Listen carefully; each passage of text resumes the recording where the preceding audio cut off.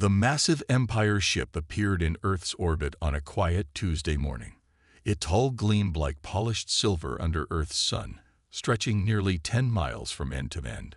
The ship was bigger than anything humans had ever built, but Admiral James Stone of the United Earth Defense Force didn't look impressed. He stood in front of the main screen at Earth Defense Command, his gray eyes fixed on the vessel that had appeared without warning. "Sir, they're broadcasting on all frequencies," reported Officer Smith, his fingers moving quickly across the control panel. "They're using basic radio waves. They clearly think we're primitive." Stone nodded, a small smile playing at the corners of his mouth. "Put them through." The screen flickered to life, showing an alien bridge that looked exactly like what old sci-fi movies had imagined, sleek, shiny, and filled with blinking lights. In the center stood High Commander Reed of the Galactic Empire, a tall humanoid figure with pale blue skin and silver eyes. His uniform sparkled with medals and ribbons, each representing a successful conquest. "People of Earth," Reed's voice boomed through the speakers. "I am High Commander Reed of the Galactic Empire. We have come to add your world to our glorious empire. For 10,000 years, we have brought peace and progress to primitive worlds like yours. Surrender now, and we will make your transition into our empire smooth and peaceful." Stone waited for the translation to finish before he responded. He straightened his simple black uniform and cleared his throat. "High Commander Reed, I am Admiral James Stone of the United Earth Defense Force. I must admit, your ship is impressive." Reed's chest puffed up with pride. "This is but one of our smallest vessels. Our empire spans 3,000 worlds, and we have never lost a conquest in our history." "Never?" Stone asked, raising an eyebrow. "That's quite a record." "Indeed. Our methods are perfect, developed over thousands of years. We have conquered species far more advanced than yours." Reed gestured at the simple controls in Earth's command center. "Your technology is quaint. You barely have a presence in your own solar system." Stone walked closer to the screen, his hands clasped behind his back. "Tell me, High Commander, in all your conquests, have you ever fought humans before?" Reed laughed, a sound like tinkling bells. "We have fought warriors, traders, philosophers, and scientists. All fell before our might. Your species will be no different." "I see." Stone nodded slowly. "And in your research about Earth, did you look into our history?" "We saw enough. You fight with primitive projectile weapons. Your ships still use chemical rockets. Your cities are unshielded." Reed waved his hand dismissively.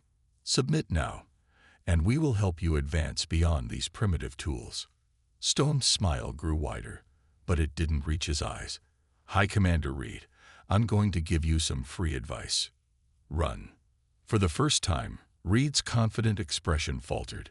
"Are you threatening the Galactic Empire?" "Not threatening. Warning." Stone's voice remained calm and steady. "You say you've never lost a conquest. We've never been conquered. There's a reason for that."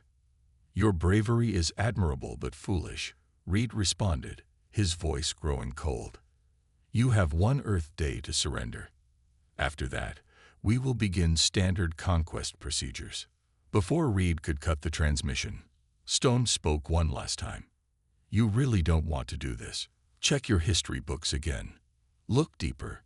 You're about to make a mistake that countless others have made before, underestimating humans." The screen went dark, leaving the command center in silence. Officer Smith turned to Stone, worry clear on his face. "Sir, their ship, it's massive. And if they have thousands more—" "Don't worry, Smith." Stone turned away from the screen, walking toward the door. "They'll learn. They all do." He paused at the doorway, looking back at the command center crew. "Send word to all Earth defense stations. Implementation of Protocol Thermopylae begins now."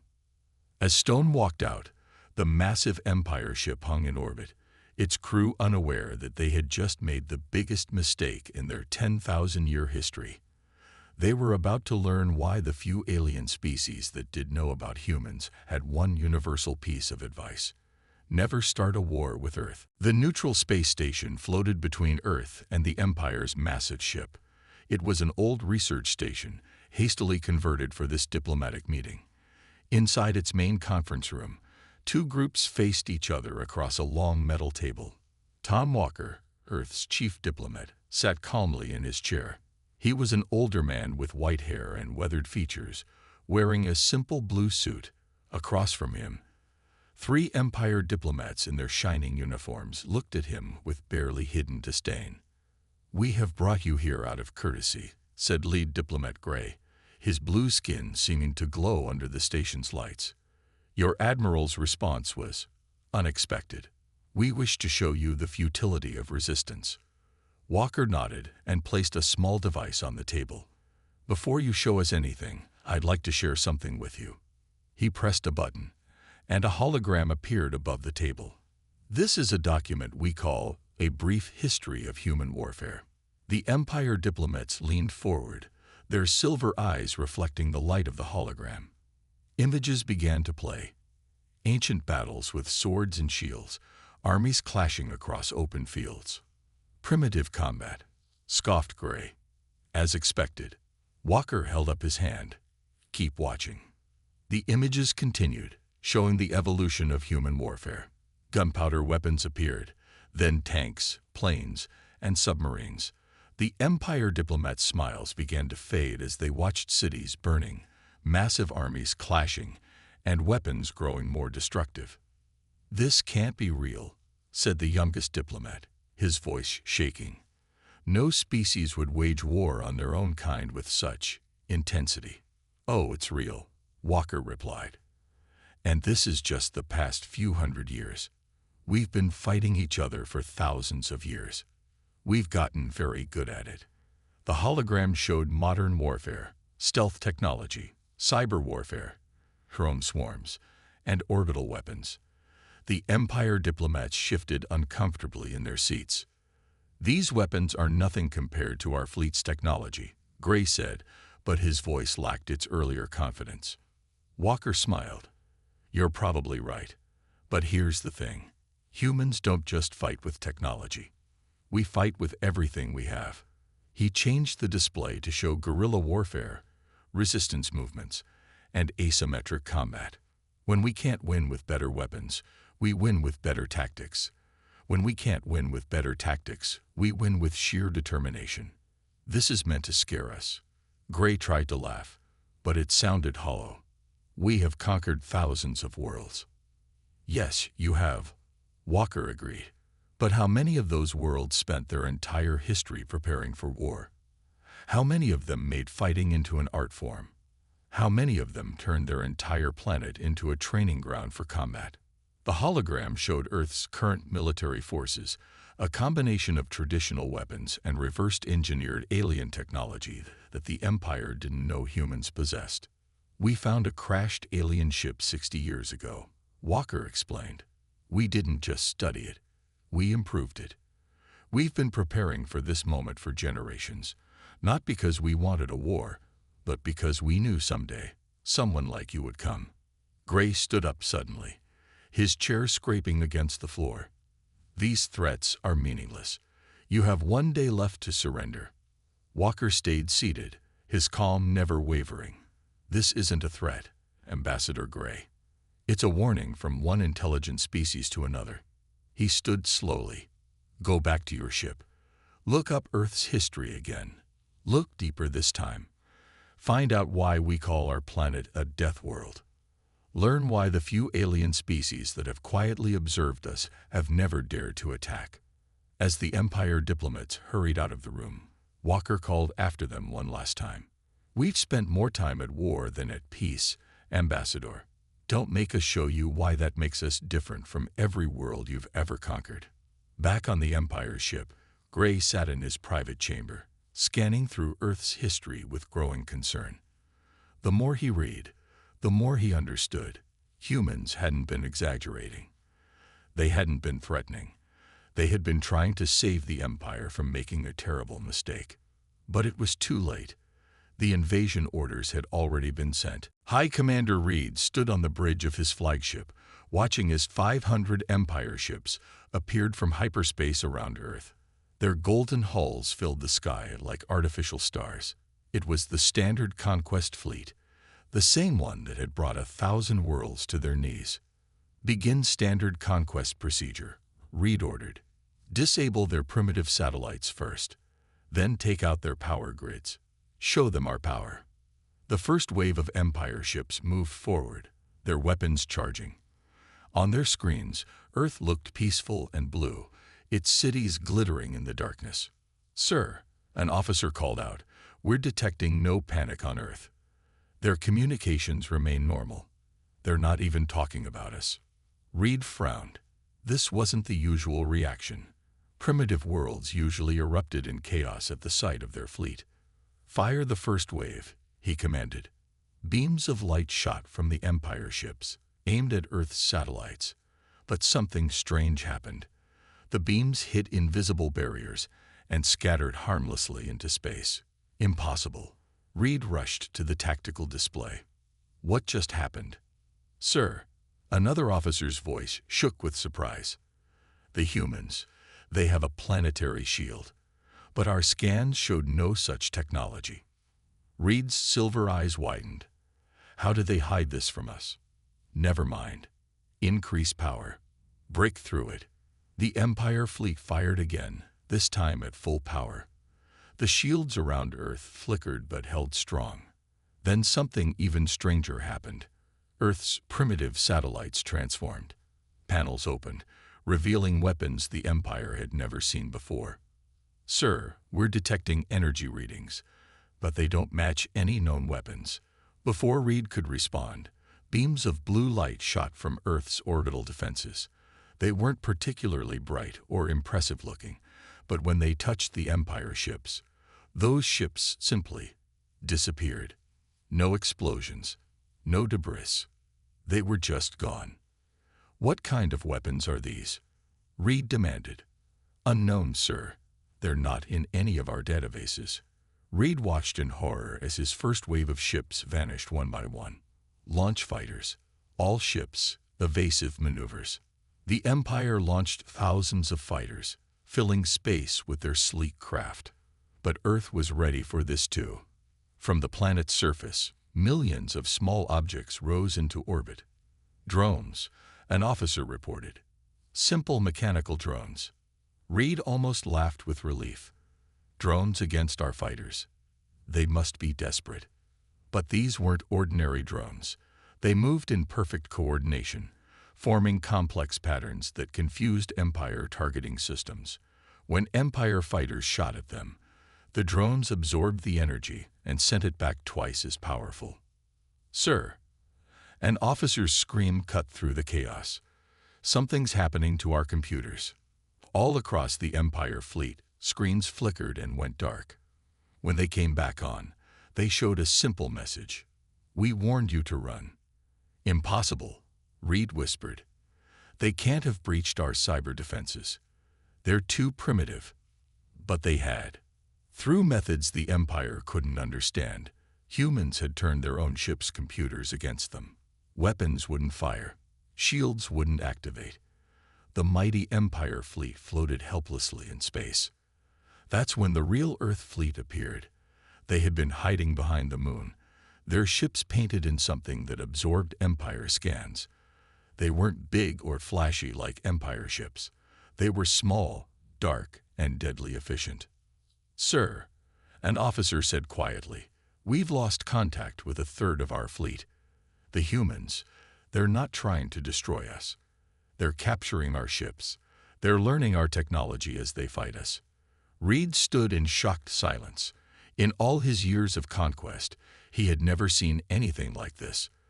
The humans hadn't just prepared for a fight. They had prepared specifically to fight the Empire. Every counter was perfect.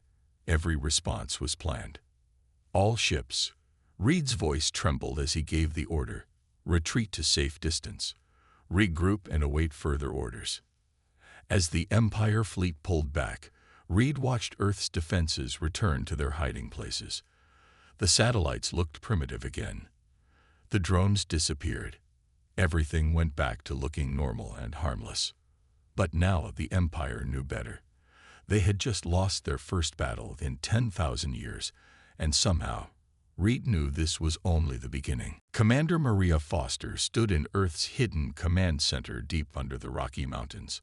Screens around her showed the retreating Empire fleet, their golden ships gathering at the edge of the solar system.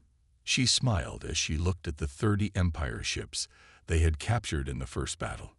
"Status report," she ordered, her voice calm and steady. "The captured ships are completely intact," Officer Roberts reported. "Our teams are already inside them. You won't believe this, Commander. Their technology is advanced. But it's simple. They haven't had to improve it for thousands of years because no one ever beat them. Until now." Maria turned to face the giant screen showing Earth's real military force. Hidden bases on Mars and Venus opened like flowers, revealing thousands of ships. More bases on Europa and Titan powered up, their sensors now tracking every Empire movement. "Begin Phase 2, she commanded. "Show them what happens when you cornered humans." In space, Earth's true fleet emerged. Their ships were smaller than the Empire's, painted in dark colors that absorbed light and scanner signals. Each one carried technology the Empire had never seen, a mix of human innovation and reversed engineered alien tech from half a dozen crashed ships humans had found over the centuries. "Send the message," Maria ordered. Across every Empire communications channel, Admiral Stone's voice rang out. "You came to our home. You threatened our people. Now learn why that was a mistake." The human fleet moved with perfect coordination. Unlike the Empire's straightforward attack patterns, Earth's ships flew in ways that made no sense. Until they did. They seemed to appear from nowhere, strike hard, and vanish again. "Report from the captured Empire ships," Roberts called out. "Their weapon systems are based on light-speed targeting. Their computers can't track anything moving in irregular patterns." Maria nodded. "Of course. They've only fought enemies who followed standard space combat rules. Time to show them how humans fight." She pressed a button, and signals went out to Earth's Special Forces teams. They had been waiting for this moment for years. Small stealth ships, carrying just 4 or 5 soldiers each, slipped past the Empire's defenses. "Sir," an Empire officer shouted on their command ship, "we're detecting boarding parties." High Commander Reed spun around. "Impossible. Our shields are up." But human soldiers were already inside dozens of Empire ships.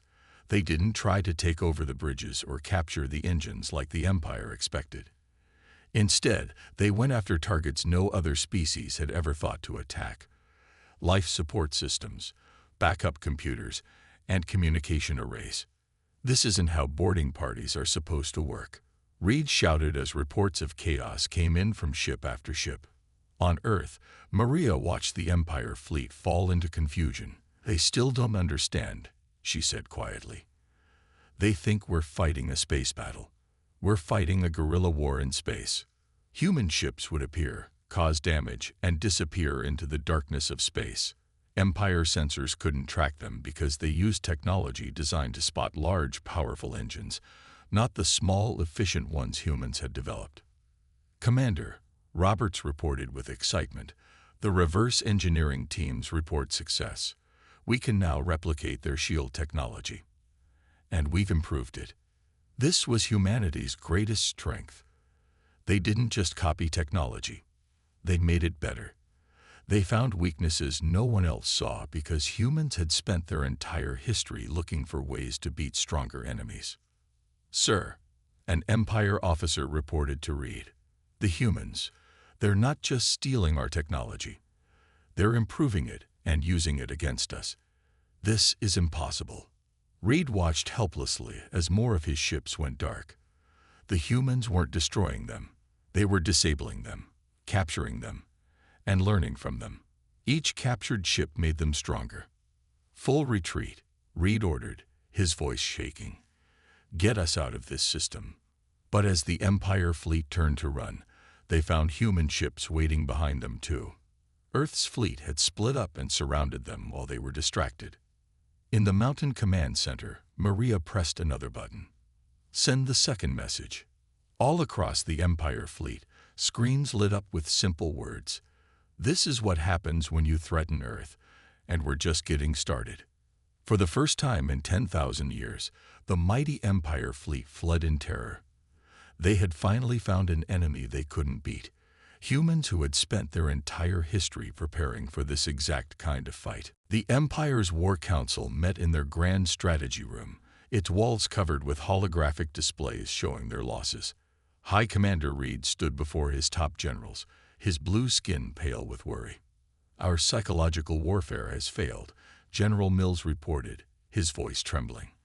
We sent them images of our greatest victories, of worlds burning, of civilizations falling.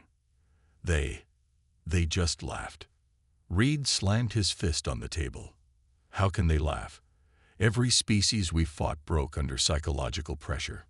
A junior officer stepped forward, holding a datapad. Sir, we found out why.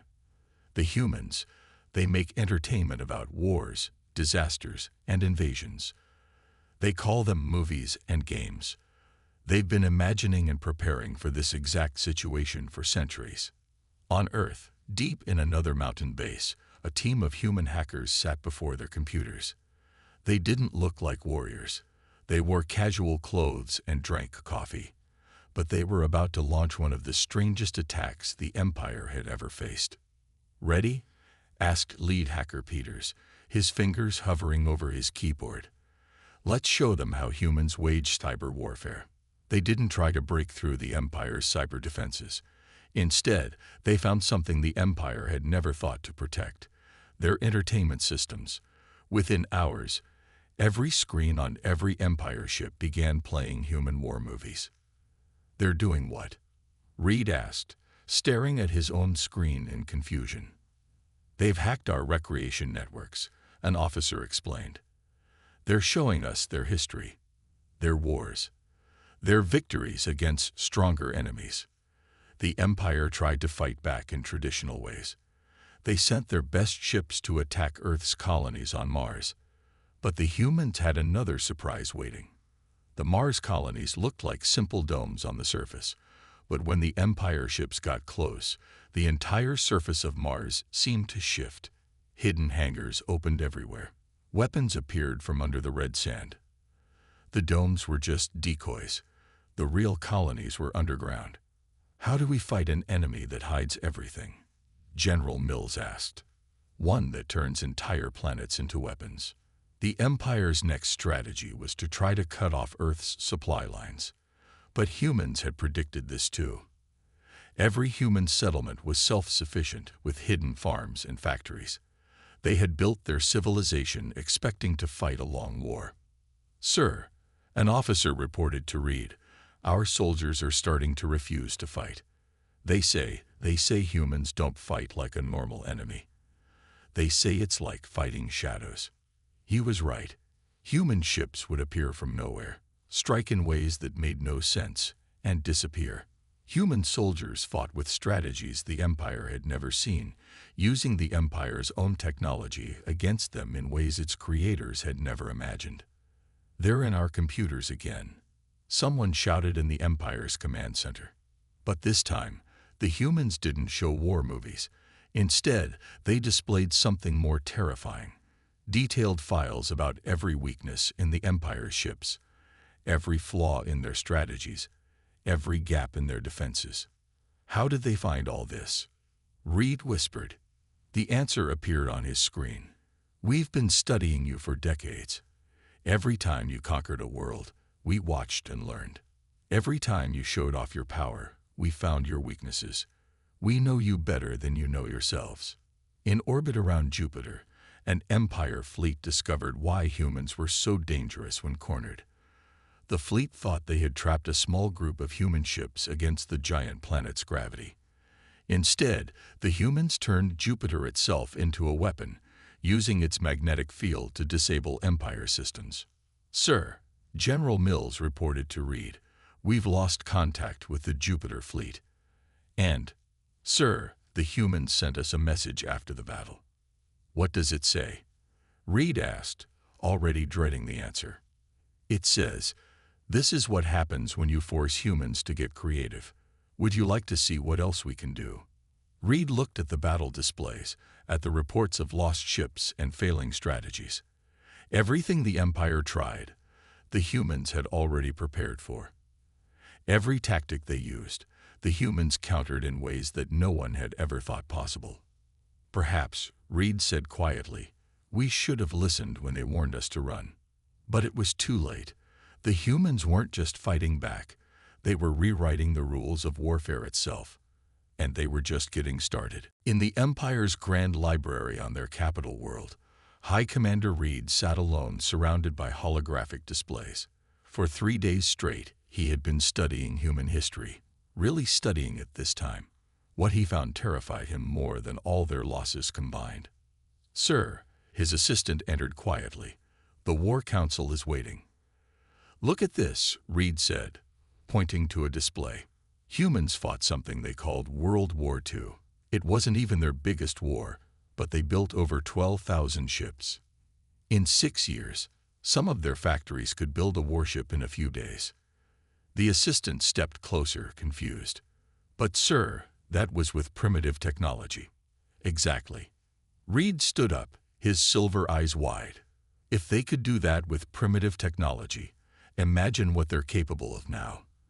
And look at this.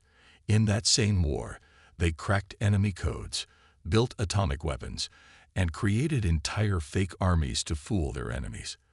They don't just fight wars. They revolutionize warfare itself every time they fight." In the War Council chamber, the Empire's top military analysts had made their own disturbing discoveries. As Reed entered, General Mills was giving a report that made several council members look sick.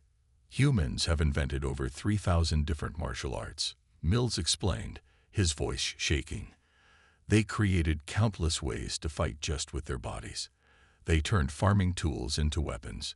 They made sports out of combat skills. Everything in their culture is somehow connected to warfare." Another analyst stepped forward. "Sir, we've discovered something worse. Remember how we thought their entertainment was just for fun? It's not. They use it to explore different war scenarios. They'd been playing out every possible way this war could go for centuries. Every strategy we've tried, they've already practiced defending against." Reed took his place at the head of the council table. "Tell them what you found in the historical archives." The analyst nodded.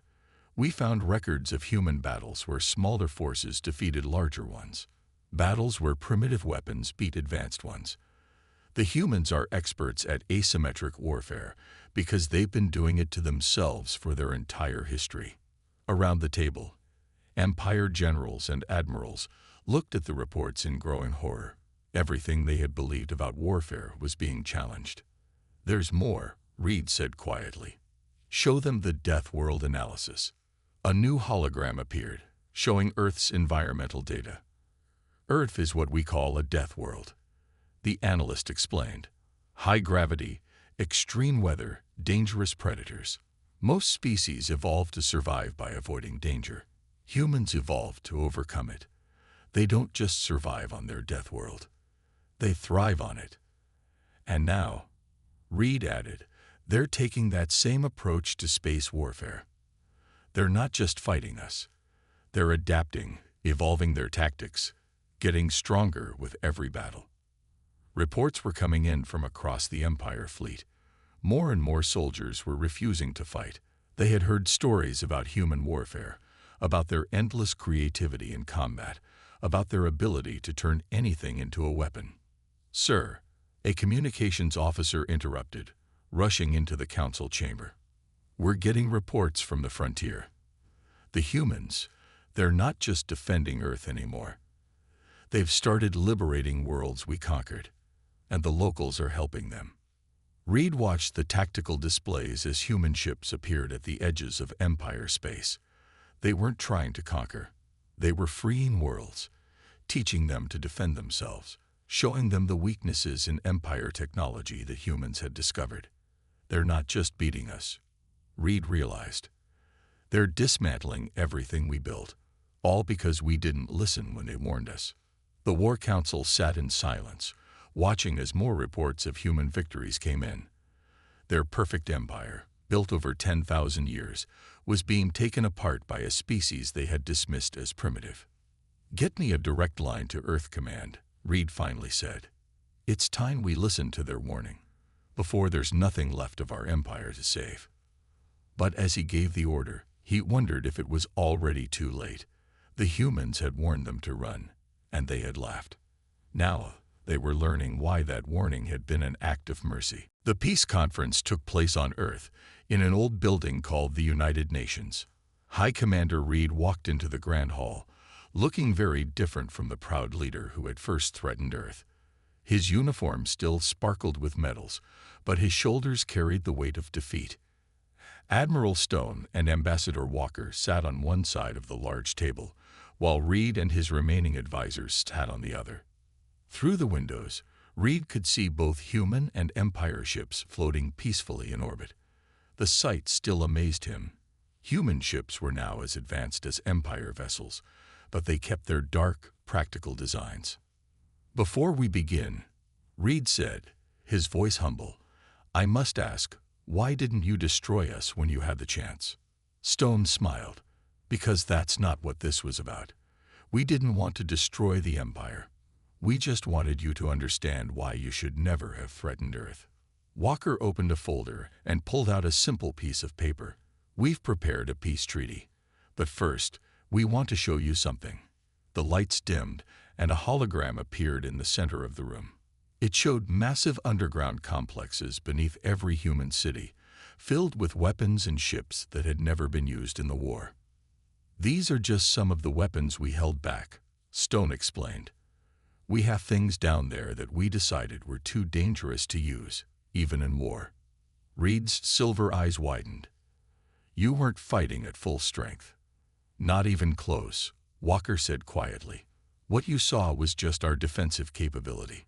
We have weapons that could have ended this war in days, but using them would have violated our own rules of warfare." Reed looked down at his hands. "We found your old war treaties in our research. Even when fighting each other, humans created rules to limit destruction. We never understood why. Until now." Stone nodded.